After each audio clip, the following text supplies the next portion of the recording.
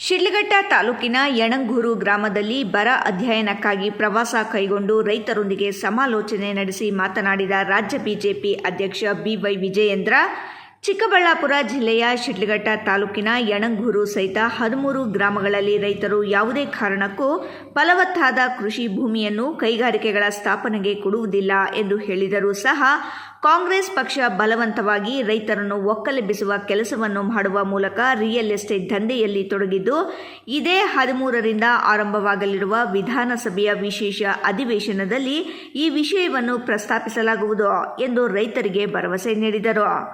ಯಾವುದೇ ಸಂದರ್ಭದಲ್ಲಿ ರೈತರನ್ನು ವಿಶ್ವಾಸಕ್ಕೆ ತೆಗೆದುಕೊಂಡು ಕೈಗಾರಿಕೆಗಳನ್ನು ಸ್ಥಾಪನೆ ಮಾಡಬೇಕು. 70% ರೈತರು ಜಮೀನು ಕೊಡುತ್ತೇವೆ ಎಂದು ಹೇಳಿದಾಗ ಮಾತ್ರ ಕೈಗಾರಿಕೆಗಳನ್ನು ಸ್ಥಾಪನೆ ಮಾಡಬೇಕು. ಅದನ್ನು ಹೊರತುಪಡಿಸಿ ರಾಜ್ಯ ಕಾಂಗ್ರೆಸ್ ಸರ್ಕಾರ ಬಲವಂತವಾಗಿ ರೈತರ ಜಮೀನುಗಳನ್ನು ಕಿತ್ತುಕೊಳ್ಳಲು ಹೊರಟಿದೆ. ಇದರ ವಿರುದ್ಧ ಭಾರತೀಯ ಜನತಾ ಪಾರ್ಟಿ ಹೋರಾಟ ಮಾಡಲಿದೆ. ರೈತರ ಪರವಾಗಿ ಸದನದಲ್ಲಿ ಮತ್ತು ಸದನದ ಹೊರಗೆ ಹೋರಾಟ ಮಾಡುತ್ತೇವೆ ಎಂದರು. ಮಾತಾಡಿದ್ರು ನಮ್ಮನ್ನೆಲ್ಲ ಏನು ಇಲ್ಲಿ ಕಾರ್ಮಿಕರಿಗೆ ಮತ್ತು ಆಮೇಲಿಂದ ಕೈಗಾರಿಕೆ ಬರೋದಕ್ಕೆ ನಾವು ವಿರೋಧ ಮಾಡ್ತೀವಿ ಅಂತ ನಮ್ಮ ಮೇಲೆ ಮಾತಾಡ್ತೀವಿ. 13 ತಾರೀಕಿಂದ ಅಧಿವೇಶನ ಪ್ರಾರಂಭ ಆಗುತ್ತೆ. ಖಂಡಿತ ನಾವು ಗಟ್ಟಿಯಾಗಿ ನಾವು ಅಶೋಕ್ ಅವರು ಎಫ್ ಫಾಷಾ, ರಾಯಲ್ಸ್ ಕನ್ನಡ, ಶಿಡ್ಲಘಟ್ಟ.